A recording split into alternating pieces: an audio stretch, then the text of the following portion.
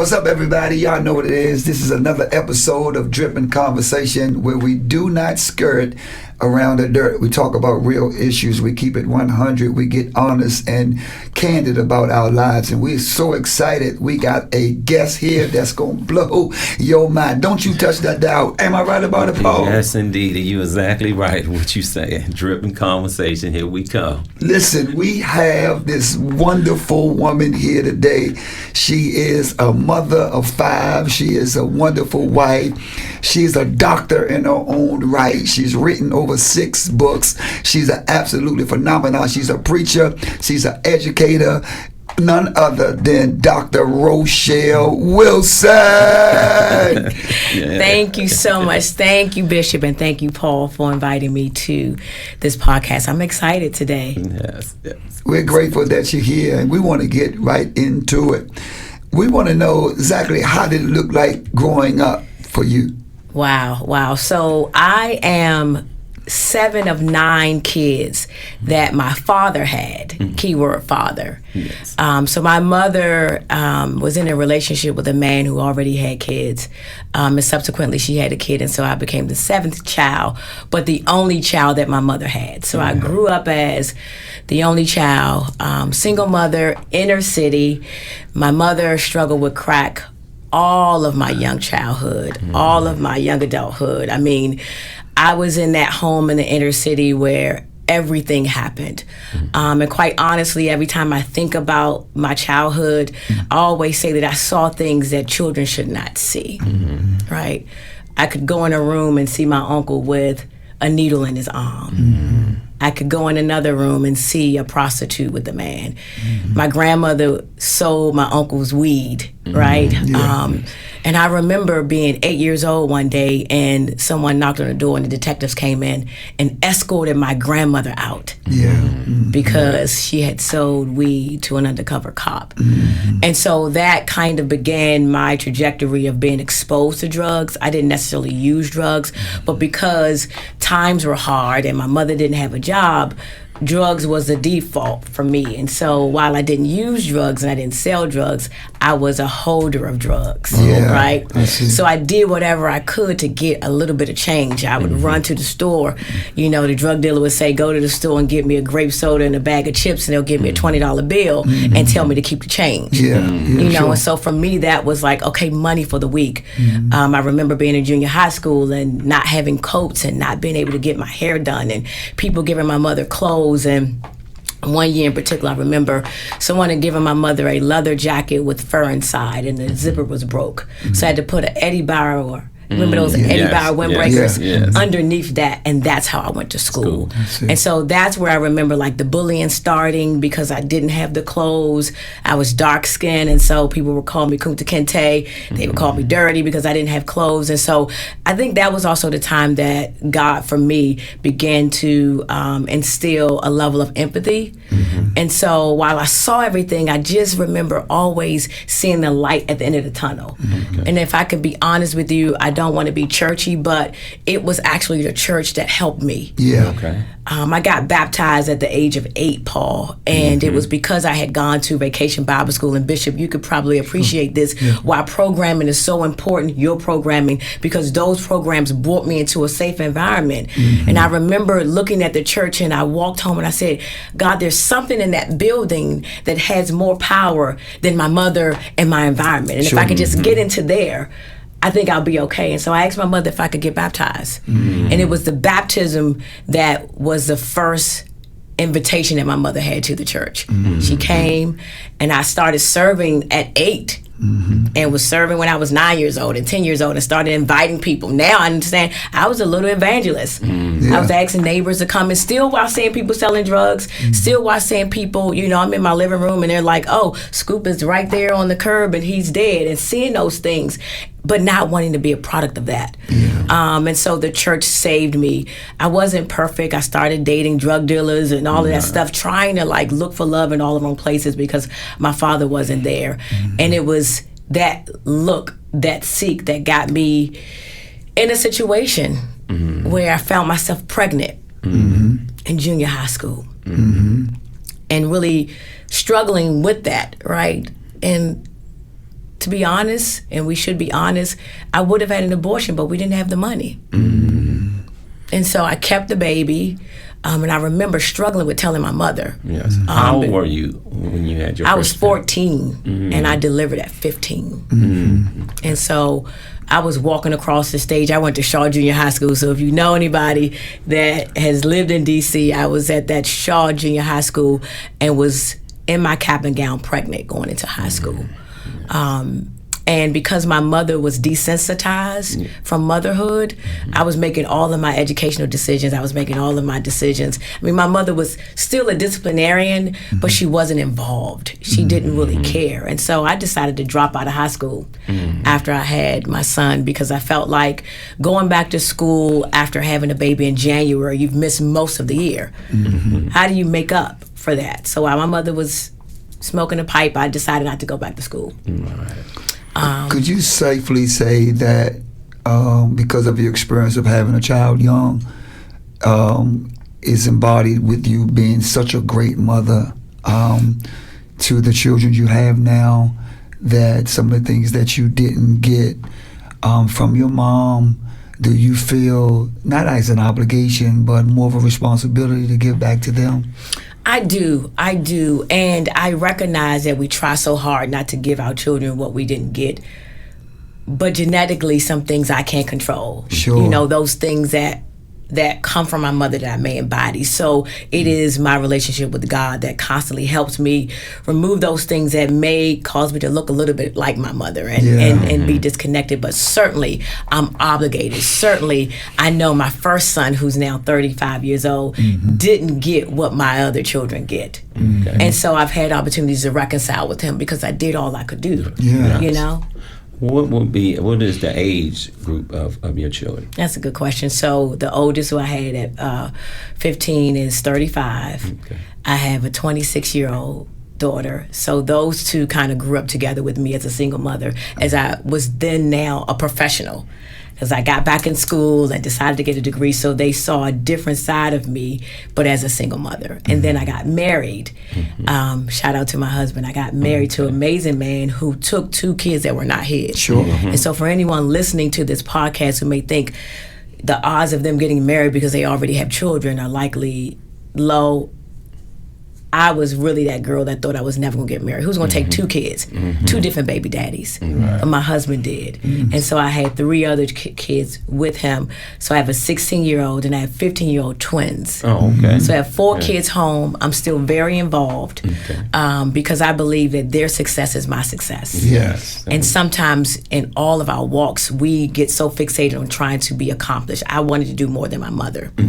But because I've been a mother for a very long time. I just turned 50 in May. I've been a mother for 35 years. So I lost my childhood, you know, and that makes me emotional because there were things that I needed to make me a healthy person that I did not have because I was raising a child with special needs, taking care of a grandmother who couldn't walk, and taking care of a mother who was on drugs. And so I had some growing pains trying to relive that, but you know, God is good and I've gotten through that. So I'm very involved because my children's success is my success. Right? I don't care about the labels and my jobs and my degrees. If I'm absent from their lives and when they're 50 they can't reflect on mother and father being there, then I did it for naught. You know what I mean? Yes. We're thankful to hear how you survived all that. Now you're thriving. Now I want to move just to another section. How in the world you're able to manage, right, your children, your husband, your ministry, your life as a preacher, as an educator still in education, as a friend? How are you able to manage all these things and stay looking as good as you're looking? Wow.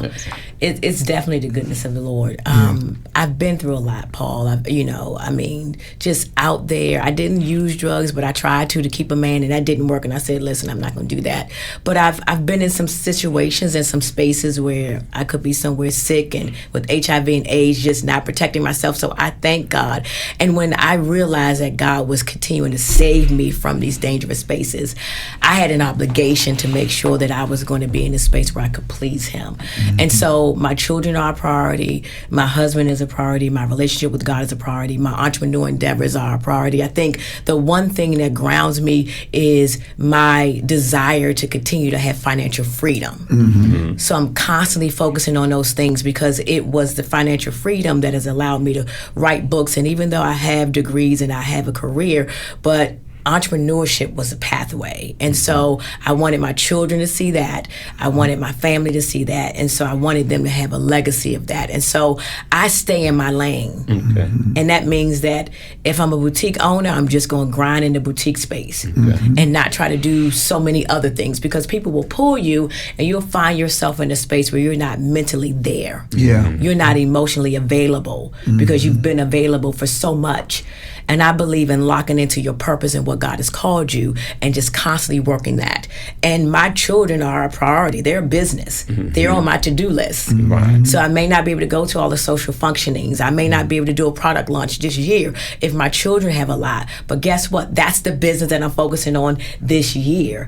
And so I do a lot of planning. I look at my year. I was telling someone the other day, like at the top of January, I knew everything I wanted to do by December. I started pre-planning for things, just to make sure that the financial resources were there so that if I didn't have overflow or extra, at least I was producing this year. And so that requires a lot of effort, planning, time, prayer. My God, prayer, just keeping me grounded, staying off of social media when necessary so that I'm not comparing myself. Because competition and comparison can kill. I believe in healthy competition, but when you start competing against yourself, the self that hasn't arrived, then you become the very cancer to that which God wants to do with you. But before we switch a little bit, I wanted to touch on social media. So we understand social media can be good and it can be bad. Can you just touch a little bit on what you think and what you feel and what you would talk about as far as social media? If you ask my husband, he'll say, just stay off that phone. And I tell him I got to stay on the phone to try to feel relevant as it relates to social media, because I do realize as a business coach, I always tell clients, before you pay for marketing, before you pay for social media, let's leverage what's free. It's free advertising. It's free marketing. I mean, you can beta test so many products and ideas just with your phone. So I think there is a good side. You can be a digital evangelist. I think the negative side to it is not the platform in itself. We make it negative because we give it too much power. And I even mean when people are on there making negative comments, because you don't have to read it. If you read it, you can just move past it. I think we give it too much time, not realizing that people can make it what they want to make it.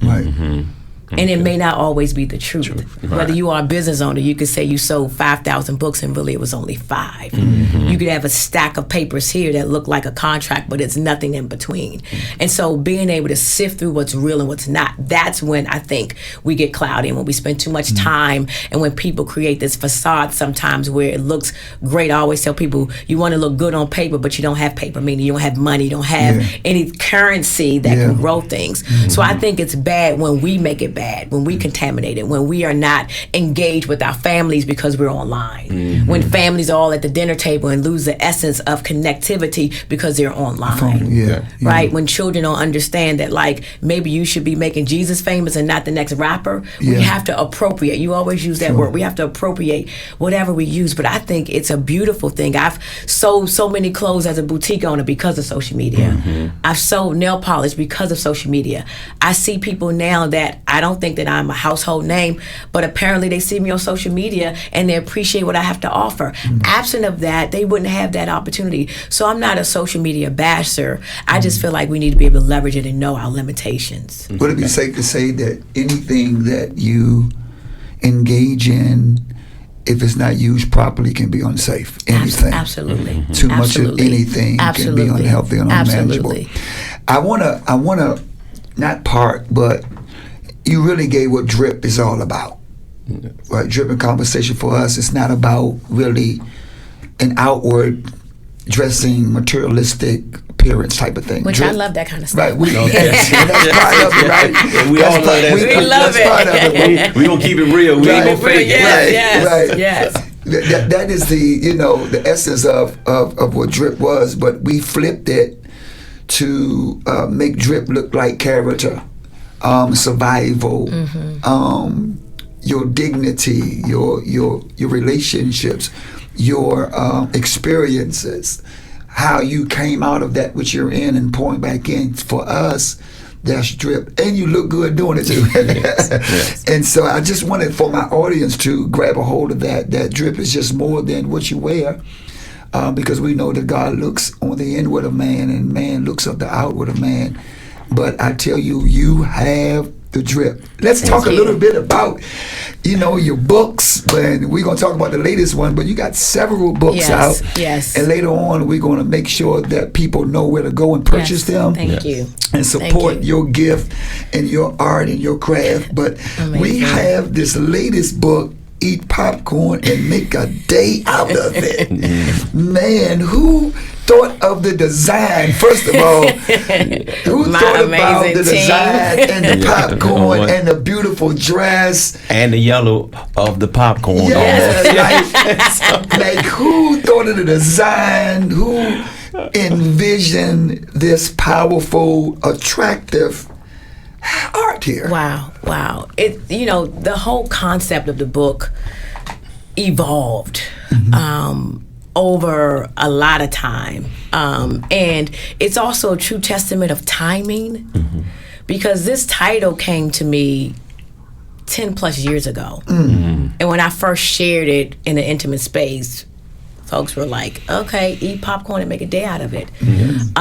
They didn't get the context, but this story is about how God healed me from trauma caused by decades of workplace racism and discrimination in general, but primarily coming from the workspace. I'm an educator by trade, spent 25 plus years in education, and I'm still giving back. I'm still in the classroom because that's what I want to do. I don't have to be there, but if I have energy and momentum and I can now be in a space where I can work and not need a paycheck, that's what we always want for those of us who have 9 to 5s, to really be able to work and not have to worry about when you get paid. And that's where I'm at right now, enjoying that. But I'm also seeing some of that same racism and same discrimination that I've experienced. And whether you are being discriminated against because you're black or brown, or because people don't think that you're qualified to have a decent job because you have charges or background. Sure, that's a form of discrimination.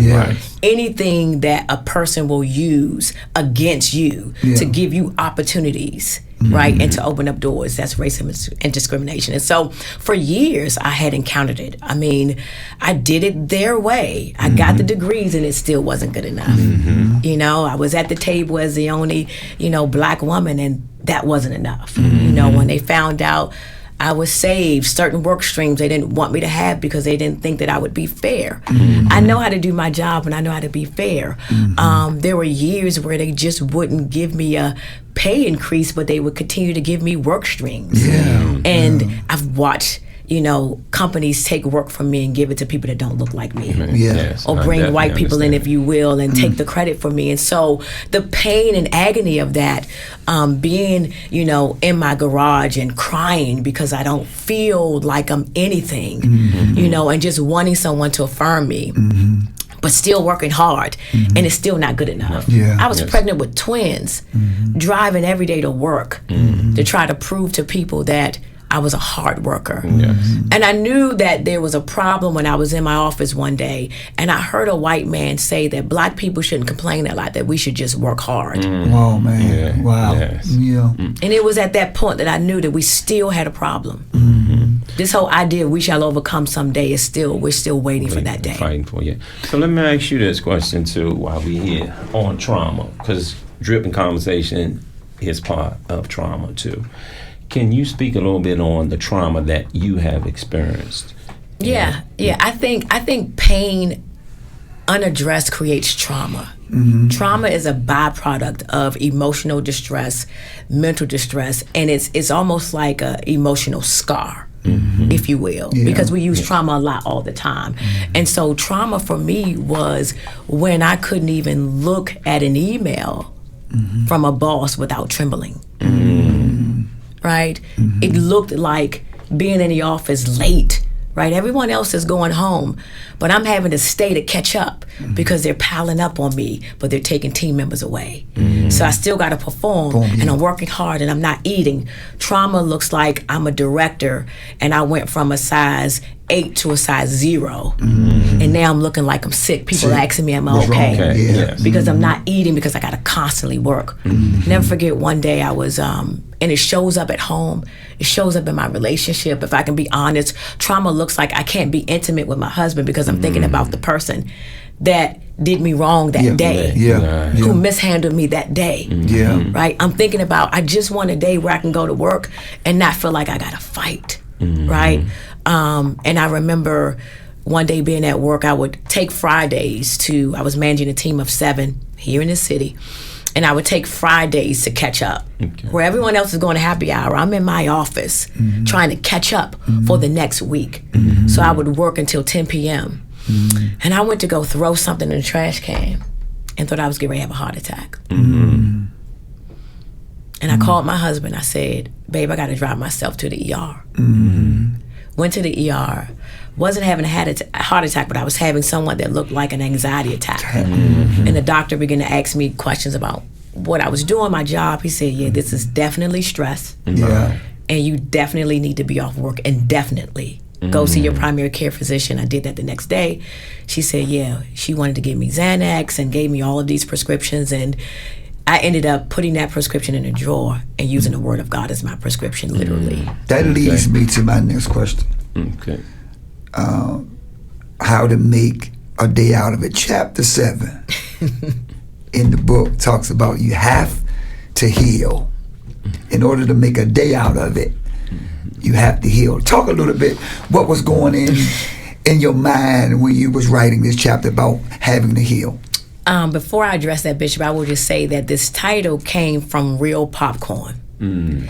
I was at an event that was sponsored by some agencies here in the city that was related to work I had done, work that I had carved out and had gotten results in. I was leading task forces and working groups, and they decided to take all of that and give it to a white woman. So now there was this finale kind of gathering of all the stakeholders at a movie theater. The mayor was there, Mayor Gray, Vincent Gray was there, and I was just embarrassed because I'm like, I'm kind of here, but I wasn't supposed to be there. Someone kind of gave me a backdoor invitation, right? So I'm showing up with my husband, and I'm there, and I'm just watching individuals get credit for what I had done. And I got so emotional. And I went to the bathroom and started crying uncontrollably. I said, God, like, why? Like, I'm working hard. I'm doing all the work. You know, this white woman's taking the credit. You know, people aren't speaking to me that used to love me. What is happening here? And I was in there for about 10 minutes, and I realized I got to get back into the theater, but I'm still crying. So I start slow walk out the bathroom, and I'm still crying. I can't control myself. And I look up, and I see the concession stand. So I said, let me go and get some popcorn because I can buy myself some time. So I'm still in the line crying. And I look up again at the menu, and the Spirit of God said, you're going to have to learn how to eat popcorn and make a day out of it. And I began to just dry my face. And I got the popcorn, Paul, went in the movie theater. My husband didn't know what was going on. All he knows is all these dignitaries in there, and I'm coming in here with popcorn. He's like, why are you in here with this popcorn? It's not a good look. And I'm like shoving in because the popcorn became my safety blanket. Wow. And so when I told him this is going to be the name of my book, when I tell it all, he was like, eat popcorn to make a day out of it. So that's where that came from. So back to chapter 7, you got to heal. You got to heal so that you can be used to heal others. Hurt people try to heal, but they can't. Hurt people hurt people. That's right. We always say hurt people, but heal people heal people. So I wanted to be healed. Can you say that again? Heal people heal people. We always talk negative. I try to flip things. There you go. Is it glass half empty or is it half full? Right? And so I wanted to be healed so that I could walk in a level of confidence and boldness. Because the constant marginalization and taking away things took away my esteem. I would go to church and I would hear powerful words, who I am in God, you're fearfully and wonderfully made, and I get into a room and shrink up. Because they told me that I was less than. Yeah. So I needed to be healed so I could have a reawakening of who I was in God. And also I needed to be healed so I didn't miss opportunities to have relationships with people that didn't look like me. Yeah. All white people didn't discriminate against me. Yes. But I had gotten to a place, Paul, when you asked about what trauma looks like, every white person was like the person that had done me wrong. And I knew that was wrong. Yeah. Yes. So I knew I was looking from the lens of trauma. Yeah. And that's why I had to be healed. And so when God created an opportunity for me to get healed, I started seeing people that didn't look like me differently. And I could see the ones that wanted to really forge a relationship with me. And God did that with one young lady, one white woman who recently just took me in and just, I mean, she would give me the clothes off her back and just very influential. And we've had a relationship for about 3 years now that have been steady. And I can talk to her about my experience as a black woman, and she can share her frustration as a white woman and say, I'm sorry that happened to you. Right. And we talk about how the conversations that I have to have with my boys around don't go in the store looking like that, she doesn't have to have those conversations with her son. And we share how our differences actually connect us. Yes. So that's why I had to heal. So you do have a section in here about forgiveness as well that you speak on. Can you talk about your journey of forgiveness and, share that with our audience? Well, I just know from a biblical perspective, if we don't forgive, then the Father himself may not forgive us. And I always want to be in a position where I'm right with God. But quite honestly, there were days where I was like, you mistreated me. You made me work for 7 years without giving me a salary increase. You gave me things that allowed your company to shine and not give it to me. That hurts. That's painful. When my husband is looking at me like, you've taken much from our relationship because of these jobs and the work that I had to do to build my marriage back up. I almost lost my husband because I was giving my job so much. And so forgiveness for me was the right thing to do. But I wanted to be authentic with people. Because you can say you forget, but if you don't forgive, you can't be authentic. Because then I can see your imperfections and know that, like, I got a wall up, that's not going to impact me anymore. And then because I'm a businesswoman, Jay-Z always says he's a businessman. I'm a businesswoman. I always knew that God would use those same organizations to bring me back and repay. And so I needed to be in a position where they could receive me. So if I led in hate, if I led in anger and not forgiveness, they wouldn't want to bring me back. Yes. And so God is not going to waste that pain. Some of these same organizations have brought me back as consultants, gotten $40,000 contracts, right? They've created opportunities for me. And so I always want to be able to monetize. And I knew, Rochelle, you're going to miss the opportunity to come back as a consultant if you mishandle your pain. Right.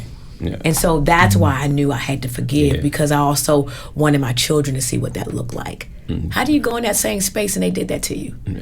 Forgiveness. Right. Yeah. Okay. Now, speaking on agencies, that's a little bit my lane won't too. name. No, you can name. I mean, because I name them, and Bishop and we done partnered with some of them as well. So, would you want to talk a little bit about some of the agencies that you have contracted with?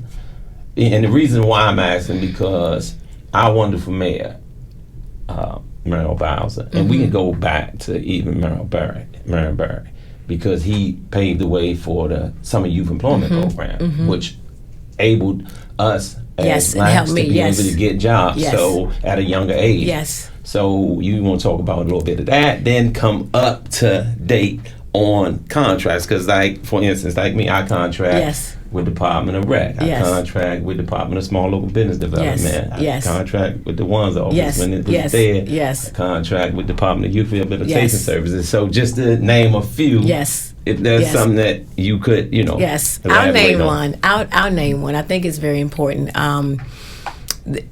OSSE, the Office of the State Superintendent of Education, where I was the state director, managing, residency enrollment brings in the money for schools, right? So if you think about 100 and 21 at that time DC Public Schools, which is the largest local educational agency, and then the charter is another 110, about 225 schools. No school had a budget less than $1 million. So you add that up, that's what I was managing on top of my regular budget. And so because I also was concerned about cost savings, I always had money. So I was always the only department that had money left over, where actually Mayor Bowser would actually just get that extra money because I would have to sign off on it. So even seeing all of that, I'm like, just give me what's mine. But I'm grateful that they also ended up bringing me back years later as an expert consultant to do some work with schools and work with principals. And that's why it's important to make sure that bridges aren't burnt, because here's what I get in terms of understandings around bridges. Bridges can break, they can be repaired and restored, but if you burn them, it's gone. It's gone. There you go. So OSSI is one. Charter schools, the charter board has been very gracious. A lot of charter schools have always opened up their doors and extended opportunities for me to do consulting. I'm glad you mentioned that, because as an entrepreneur, as someone who leverages multiple streams of income, I believe in consultation and consulting and getting contracts. I believe that what's in your head should pay you. What you've worked for, people should be able to pay you for that headspace while you do other things. People should be. So I said, if I'm in education for 20-something years, I'm naturally going to start an education consulting firm. And I'm naturally going to be able to advise people. And so that's what I do now too. And then just with the dry cleaners, being able to get different contracts. And so any space that you're in, you should be considering how can you consult and how can you get contracts. It's low hanging fruit. I got one more question before we close. You got something else you want to add? Yeah, well, I mean, I think we still got a little bit more time. Yeah, a little bit of time. Yeah, definitely. Okay. Oh, wow, wonderful. Yes. Well, you can go and ask your question. Okay, you want me to leave with another question? Okay, my next question is actually balancing yourself out as far as your marriage, the business, the kids, and things of that nature. Well, we're gonna say some of them are grown. Yes, you I know. No have harm, but children. we asked her that. No harm? You sure? Okay. But I don't think we went into. Yes, I can go into some. I can go into some real time things that I do. And we want the good and the bad. Yeah. You follow it. I mean, it gets crazy. You know, I have to think strategically about things that I do. Like when I look at my schedule, like July has been busy, June was busy, so I'm like, okay, maybe it wasn't best to get this kind of hairstyle because I got to manage the leave out. This is real things that we deal with. Like you got to drop kids off. I got 3 kids working, so now I got to manage baby hair and gel and all. No, I'm going to get braids when I leave here because that allows me to be mobile. That allows me to be flexible to my husband. That allows me to be on time for church. He's not having to fuss at me because I'm having to do hair. So sometimes it's a sacrifice because I actually wanted this style, but it's not functional. And if the hair is going to get in the way of my movement and my momentum, I make those adjustments. I carve out time for myself. I know when I need space to myself. I know when kids need to get on the train, I'm not going to drive them all the way to school because I need a break.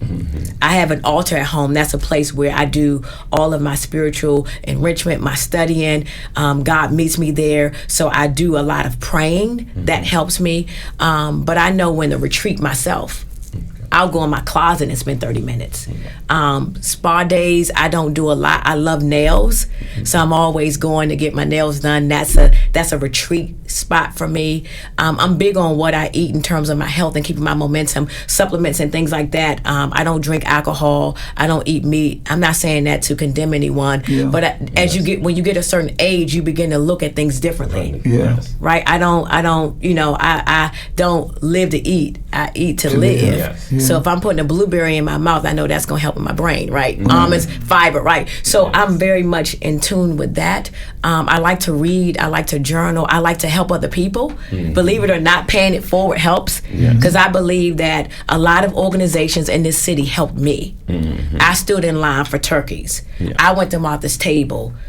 The mayor's office helped me. So I believe in giving back. So when I can go to shelters and do book signings, like I'll go to a shelter and do a book signing with this book. I did a book signing with my first book, 6 Steps to 6 Figures. Because I believe one thing that we've lost in being successful is the concept of paying it forward. Like, and we do all these conferences, you can sit with us. But women, we got these mean girl clubs. And we got women that look from afar that's like, I can't infiltrate that group because y'all look like y'all don't want me. I look like I'm a misfit. So I try to show people, like, you can look cute and have all of the bells and whistles like me.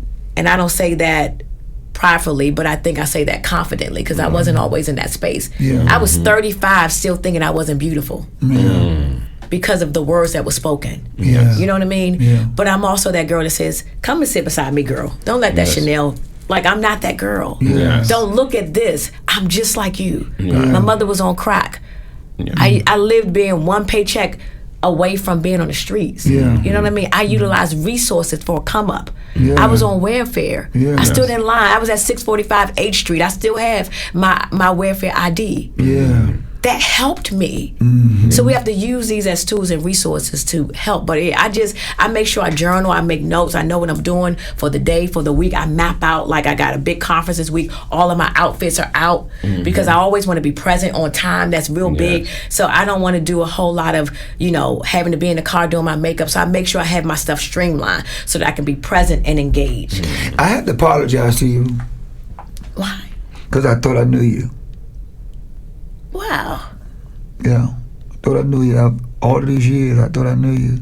But just sitting here and intently listening to you share outside of the confines of church or just us hanging out, just to hear your experience and your strength and your hope. I want to apologize because I thought I knew you, but I got a better glimpse of you today. Wow. And I appreciate your strain, your struggle, your stress, but you're a superwoman. Wow. And I thank Don't God make me for cry. you. I had a chance to sit back and really listen to it. And I have a different appreciation for our relationship. Thank you. Yeah. And with Thank that you. being said, that's powerful for a man to say, hey, he apologized. Because we have that issue in our community. We do. Especially with males or a man. Where We we're do. afraid to say that we apologize about something. Yes. That's strong right there. Yeah. That's And very it's strong. affirming. It's affirming because throughout my struggle, what resonated the most was that I never felt like I had safe men. My husband was that person and is that person, but coming up, girls need their fathers. Yes. And then when we go into these workspaces, I have a chapter in there that I struggled with writing because I didn't want to be controversial, but it's about, get your knee off my neck. And before they murdered George Floyd, they've been putting their knees in the necks of Black professionals for decades. And we've not been able to breathe. And we've had to take care of our families, and we've grown organizations, we've gotten degrees, and you've put your knees in our necks and have told us constantly we didn't mean anything. And there were days where I just wanted a Black man to say, you got it, girl. And to protect. And to show up and be in those workspaces like, I'm not okay with you talking about her like that. Yeah. I've been in rooms where I've heard white men say, I'm not calling her doctor. This woman has earned a doctorate degree. And you refuse to acknowledge her. And that's what we deal with. And then we may come home to Black men that don't affirm us. Right. Or don't appreciate us. So just imagine the cycle of that. Yeah. Tough. And then having to go back in it. When if we just had a couple men like you that just say, listen, we doing sips and social with just all the Black women that's just giving it up because y'all do a lot. Or not even that, but just when you see a professional coming out of the building, sis, I see you. Yeah. Sure, you facing something up in that conference room. I got you. You see her getting coffee, take care of it because it would have gone a long way for me. So thank you for even this validation because this is what I wanted, to just be able to address the elephants in the room because race is an elephant and discrimination is an elephant. but it made me better. Yeah. I was determined to be better. And you deserve your flowers. And I'm Yeah. going to say this. You look very young, you know, and Thank keep you. doing what you're doing, because we need women like you to come out and speak these positive words to Thank you. uplift, you know, a lot of our people, because we need it. Thank we you. got to learn how to actually work together. And that's Yes. what part of the Dripping Conversation Yes. is about, too. Yes. You know, us promoting, you know, black businesses, Yes. businesses and all, but us just understanding if we can work together, Yes. we can be much stronger. Yes, And a lot agreed. of times, we rather have 100% of nothing Yes. than 10% of Yes, something. yes. Yeah, Get me we- in the room and give me a little corner, and I'll be okay with that. We better together. You Yes. understand? You only have two teeth. They better together. Yeah. Listen, and we have to fight and just make sure we galvanize our efforts. What would you say to some young person that may be watching us now, that may have some challenges or don't have hope that they can come out of the culture that they're in? What would you say to somebody right now? Don't stop. Whatever. Don't stop dreaming. Mm-hmm. Don't stop doing. Education was a key for me. I know that so many people are accomplished from the entrepreneur space, and I am too, which is why I wrote my first book. But from where I came from, it was an outlet.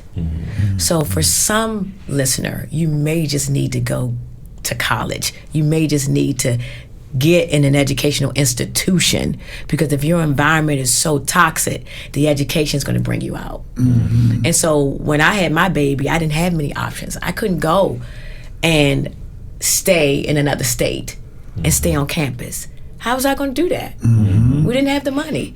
So that's a whole different conversation around not getting the right advisement, because I ended up getting into debt. I got accepted to 3 colleges: Howard University, George Washington University, and UDC. I tried to write a compelling essay with like a D+ average. That's why even writing books, I didn't think I was that girl. You know what I mean? Even though I still was educating as an adult, I was like, I'm not a writer. But when I realized it was a business and it was legacy, and you can hire people to do the things that you cannot do when you have money, you do it. But I decided to go to George Washington University because that was my out-of-town college.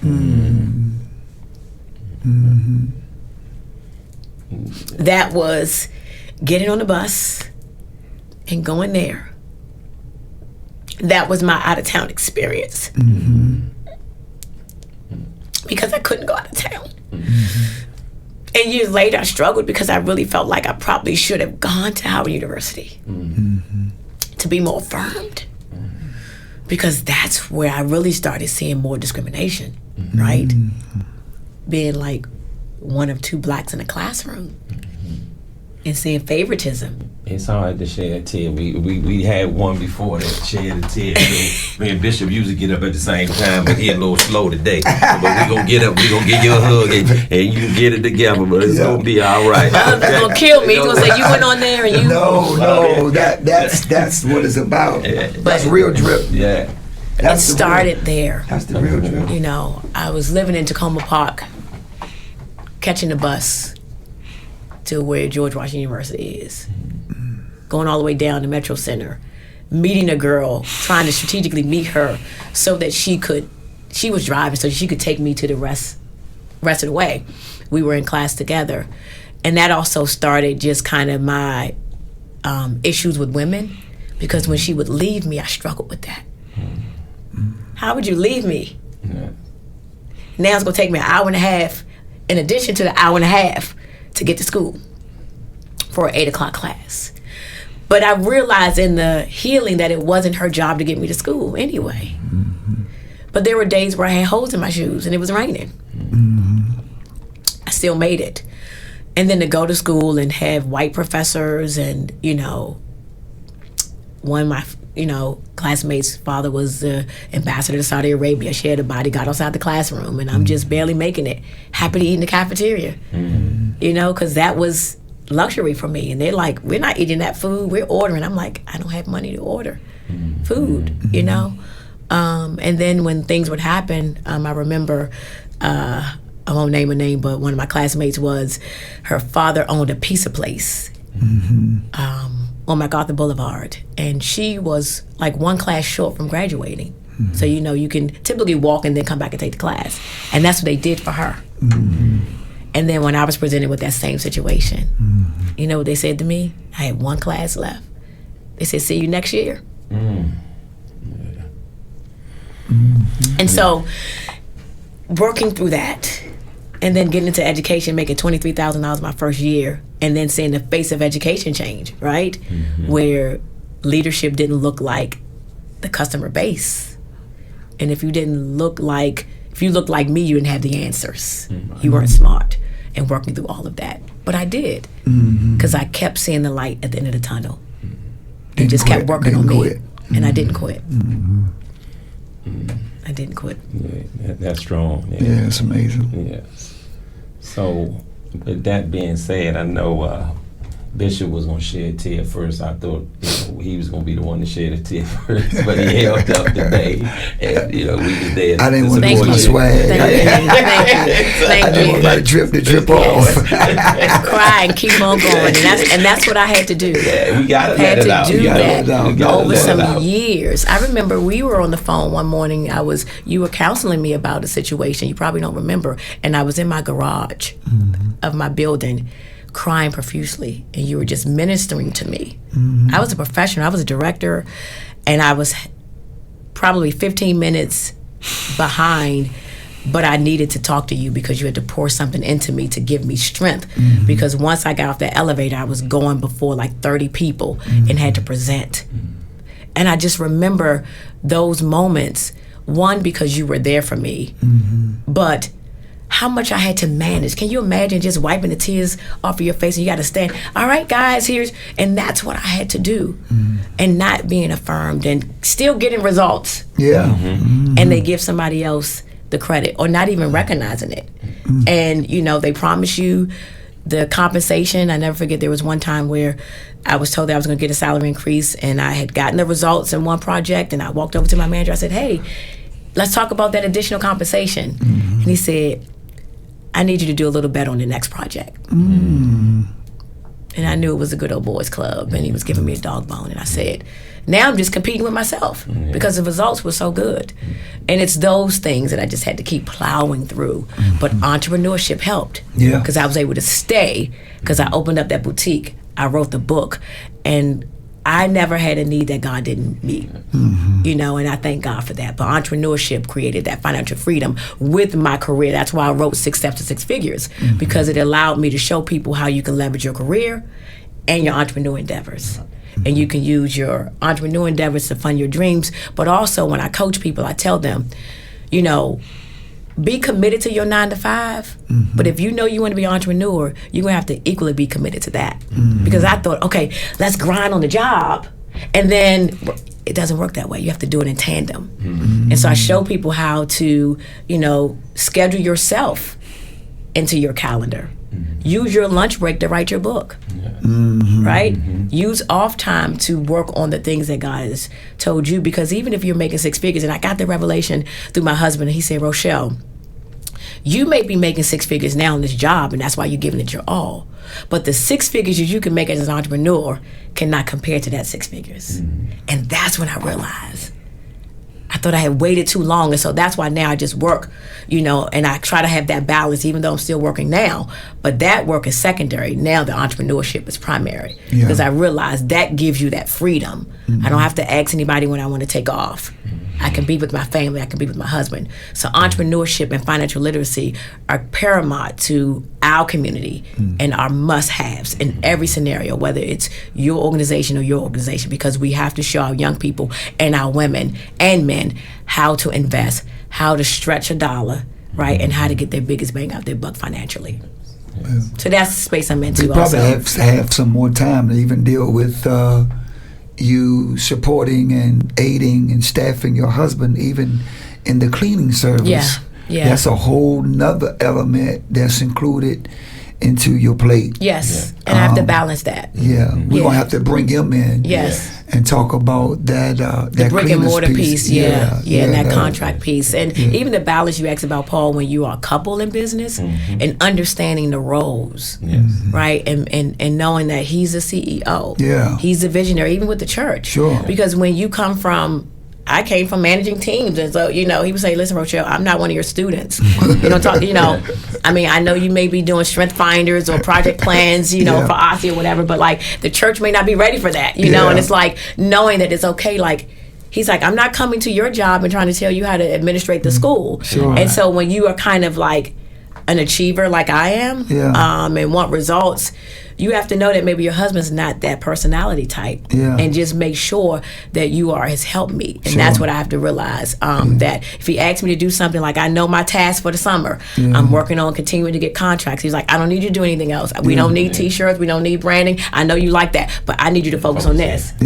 And I realize that when he sees me focus on what he wants me to focus on, he's happy. He's happy.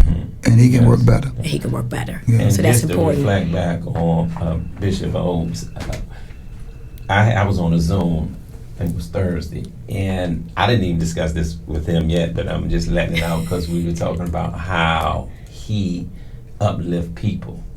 And I was speaking on the Zoom about we had went and we were going to do an actual interview for another podcast. So we had walked in the building, it was over in Prince George's County.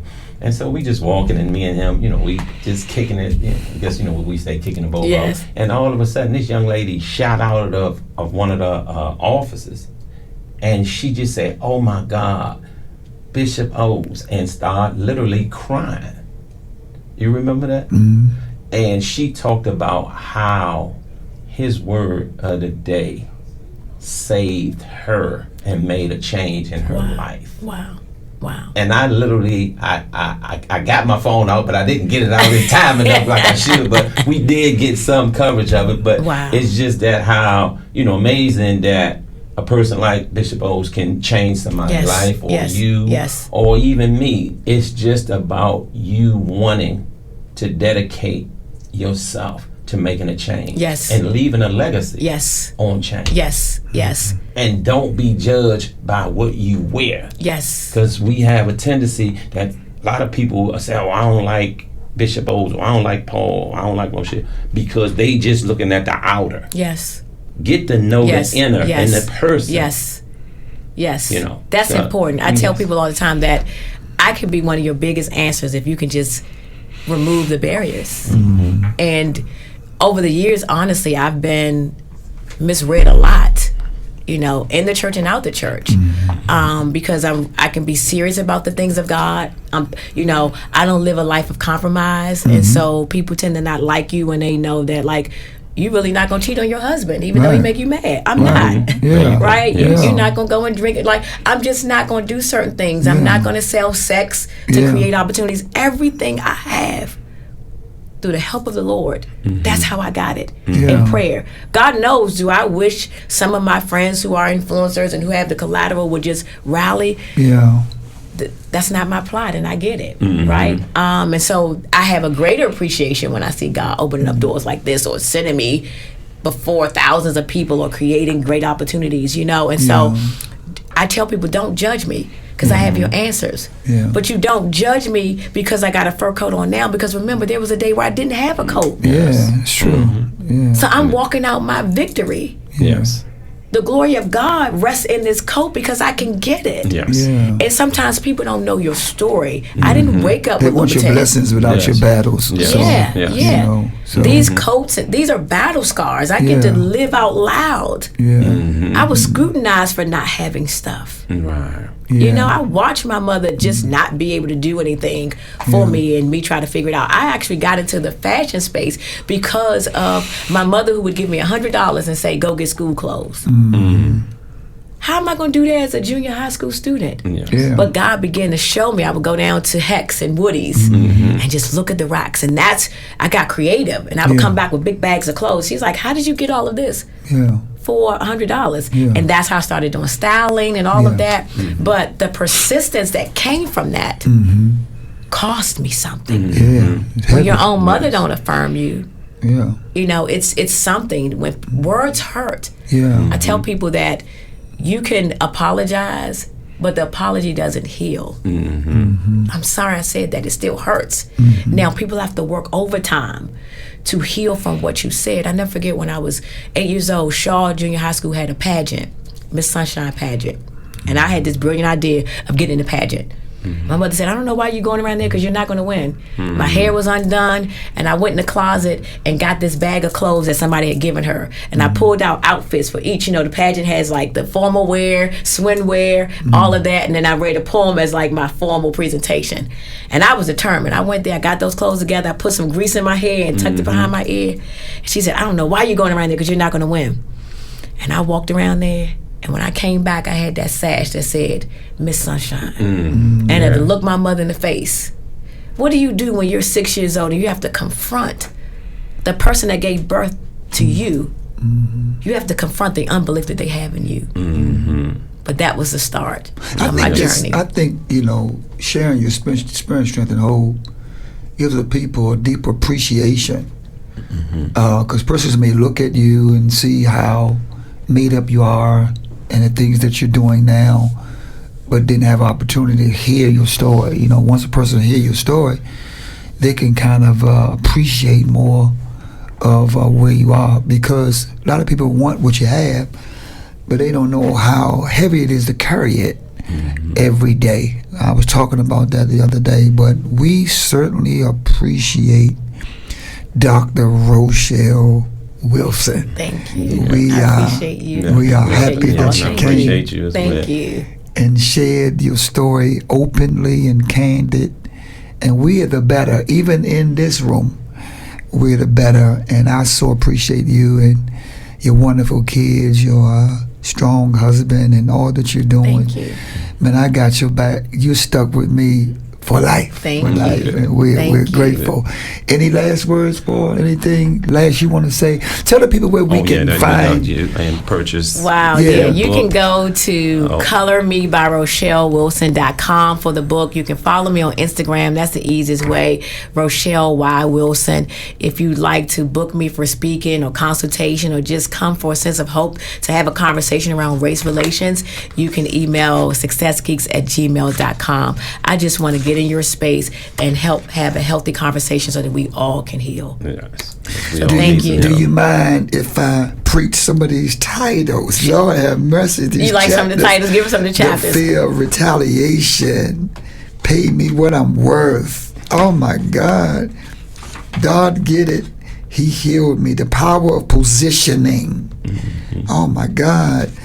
I'm gonna preach this stuff. My favorite chapter is I was determined to be better, not bitter. Yeah, that's good. That's really good. Yeah. So before we close, I'm gonna let Bishop close on our religious belief and how we come together. Okay. So I'm gonna let you close on that. You may not know that Paul is Muslim. Wow. Yes. And of course, you know I'm Christian. Yes.